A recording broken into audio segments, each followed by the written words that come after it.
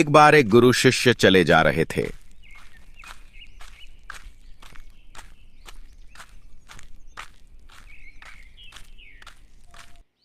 रास्ते में मछली पकड़ने वाला मछुआरा मछलियां पकड़ रहा था, ऐसे झाल डाल रहा था और बाहर निकाल रहा था मछलियां पकड़ने के लिए,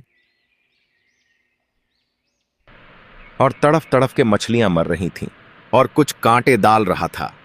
कांटे में कुछ मांस का छोटा टुकड़ा लगाकर कांटे से भी मछलियां पकड़ रहा था और वो खाने के लिए मछलियां उसमें फंस जाती थीं और वो उसे बाहर पटक देता था। पटकते ही वो तड़फ तड़फ के मर रही थी।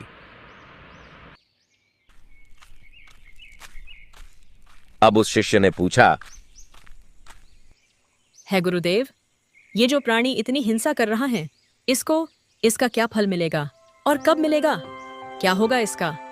क्या इसको पाप नहीं लगेंगे? अब गुरु बोला, बेटा, फिर बताऊंगा इसकी बात। इसका उत्तर फिर कभी दूंगा। अभी आजा मेरे साथ।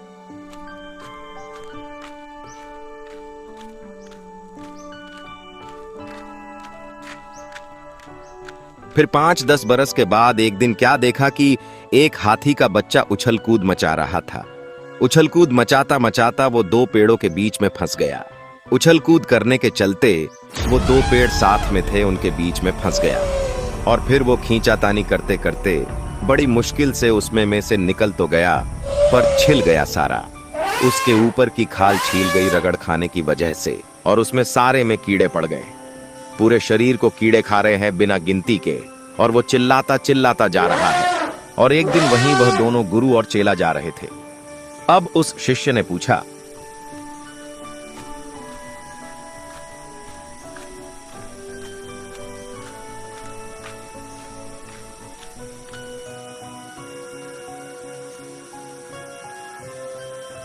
हे गुरुदेव, ये प्राणी कितना कष्ट में है। इस प्राणी का कौन सा ऐसा पाप है जो इसके आड़े आ गया है? तब गुरुदेव ने कहा, बेटा, ये वही मछुआरा है जो तब मछुआरा था और मछलियां पकड़ रहा था और वो तड़फ तड़फ के मर रही थी। ये हाथी का बच्चा जो है, ये वो मछुआरा व्यक्ति है, और ये जो सारी वो मछलियां थी, वो अब ये कीड़े हैं जो अब उसको नोच नोच के खा रही हैं। इसलिए कबीर परमेश्वर जी कहते हैं, मनुष्य जन्म 84 लाख योनियों के बाद एक बार ही मिलता है। इसमें अच्छे कर्म करने चाहिए और सच्चे गुरु से नाम दीक्षा लेकर सद्भक्ति करनी चाहिए और मांसाहार नहीं करना चाहिए।